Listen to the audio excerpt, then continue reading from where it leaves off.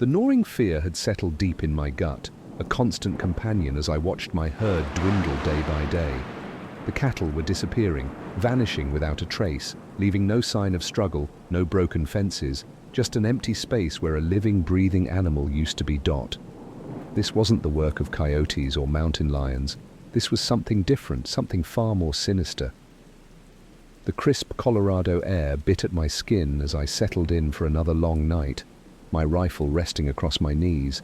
The herd shifted restlessly, their unease mirroring my own.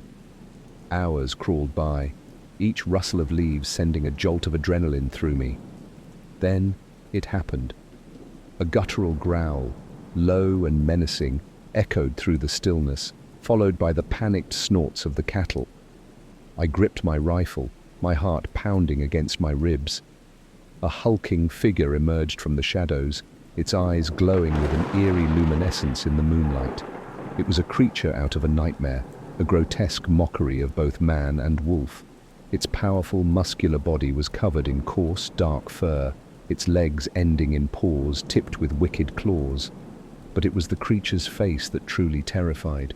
A canine snout filled with razor-sharp teeth, framed by a mane of thick fur, and those eyes burning with a chilling intelligence.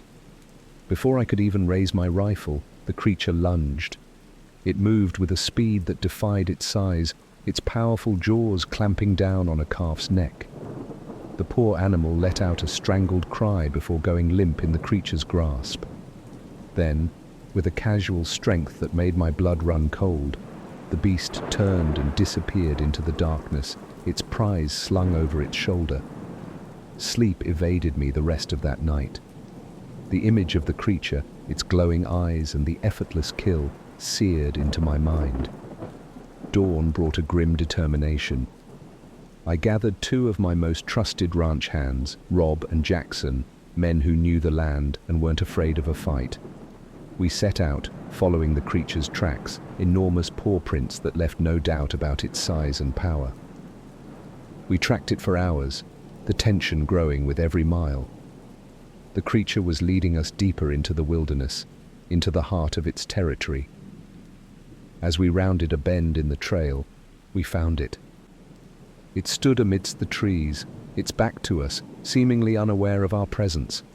But as we raised our rifles, it turned, and a low growl rumbled from its chest. It knew we were there. Before I could give the order to fire, the creature lunged at Rob, its claws tearing into his arm. Rob screamed, falling back, his rifle discharging harmlessly into the air. I fired, my bullet striking the creature in the shoulder. It roared in pain and fury, turning its attention to me. But before it could attack, Jackson fired, his shot finding its mark. The creature stumbled, its legs giving way beneath it. It let out a final, agonizing howl before collapsing to the ground, its lifeblood staining the forest floor. We stood there, our breath ragged, our hearts pounding. The silence that followed was broken only by Rob's groans.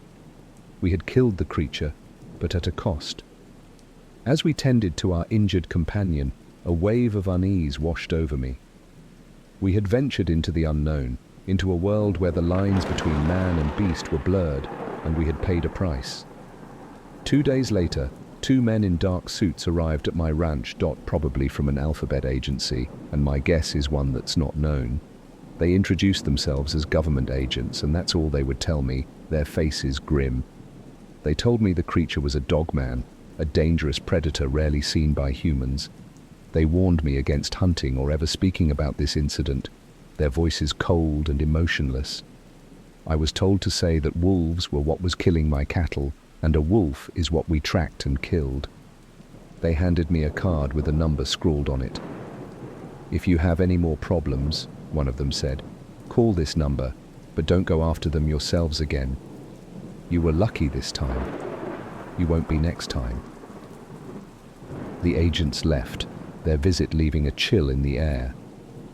I stared at the card in my hand, the number a stark reminder of the unseen world that existed alongside our own, a world where creatures of myth and legend roamed, and where our government was keeping the existence of these creatures from us.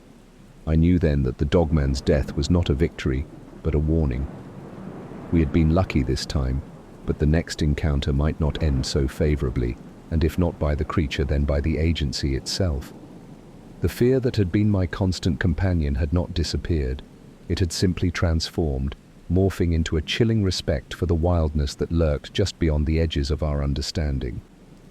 Please like, share and subscribe. Please leave a comment. It really helps our channel grow. Thank you.